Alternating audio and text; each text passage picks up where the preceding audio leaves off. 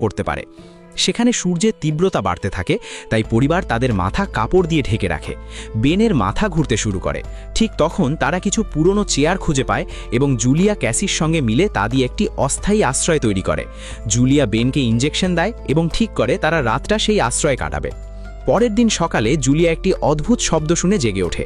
বাইরে গিয়ে দেখে কাঁকড়ার একটি বিশাল দল তাদের দিকে এগিয়ে আসছে। জুলিয়ার সঙ্গে সঙ্গে বাচ্চাদের জাগায় এবং তারা সবাই দৌড়াতে শুরু করে। দৌড়াতে দৌড়াতে তারা একটি বড় কার্গো শিপ দেখে।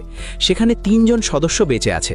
একজন মেয়ে তাদের সাহায্য করতে চায়, কিন্তু বাকি 2 জন মানুষ মানা করে দেয় এবং সব পরিবারকে বাইরে ফেলে দিয়ে কন্টেনার লক করে দেয়। কাঁকড়াগুলো কাছে চলে আসে। জুলিয়া বাচ্চাদের কন্টেনারের ওপর উঠিয়ে দেয়। নিজে যখন উঠতে যায় তখন কাঁকড়াগুলো তার পায়ে জোরে কামড় দেয়। বাচ্চারা তাকে টেনে কন্টেনারের ওপর ওঠায়, না হলে সে নিচে পড়ে যেত। কন্টেনারের একটি ছিদ্র দিয়ে অর্ধেক কাঁকড়া ভেতরে ঢুকে যায়। ক্রু সদস্যরা গুলি করতে শুরু করে, কিন্তু কাঁকড়ারা তাদের পা টেনে নিয়ে 2 জনকে মেরে ফেলে। শেষ ব্যক্তি ছাদের ওপরে উঠতে যায়, কিন্তু কাঁকড়ারাও তাকে টেনে নিচে ফেলে দেয় এবং সে মারা যায়।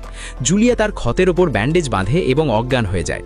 কিছুক্ষণ পরে যখন সে জেগে ওঠে তখন নিজেকে বালুর ঝড়ের মধ্যে একা পায়। সে আতঙ্কিত হয়ে বাচ্চাদের খুঁজতে থাকে।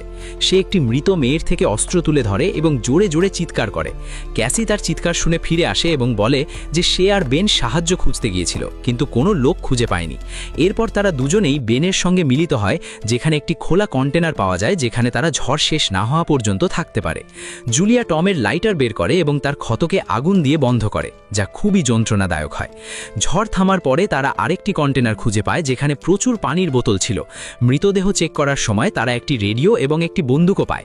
জুলিয়া নাভের সঙ্গে যোগাযোগ করে এবং বলে যে মানচিত্র হারিয়ে গেছে। নাভ জানায় যে তার উপর আর্থ্রোপডস আক্রমণ করেছিল এবং এখন সেই জীবগুলো অক্সিজেনের কারণে পুরোপুরি পাগল হয়ে গেছে। নাভ পরিবারকে দ্রুত এগোতে বলে, কারণ তার যন্ত্রপাতি হিসাব করেছে যে সমুদ্রের পানি অনেক দ্রুত ফিরে আসবে এবং তাদের কাছে মাত্র কয়েক ঘন্টা বাকি আছে। নাভ একটি ফ্লেয়ার গান শুট করে এবং পরিবার সেই দিকেই চলতে শুরু করে। দীর্ঘ সময় হাঁটার পরে তারা একটি ভাঙা টয়লেট খুঁজে পায়, যেখানে বেন প্রস্রাব করে।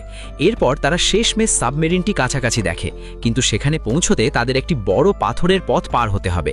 যখন তারা সেই পথ দিয়ে যাচ্ছে তখন দেওয়াল নড়তে শুরু করে এবং পাথর পড়তে থাকে, যা একটি ভয়ঙ্কর রক স্লাইড তৈরি করে। জুলিয়ার সঙ্গে সঙ্গে তার বাচ্চাদের পাশে ঠেলে নিরাপদে সরিয়ে যায় এবং নিজেও পিছিয়ে যায় যাতে চাপা না পড়ে।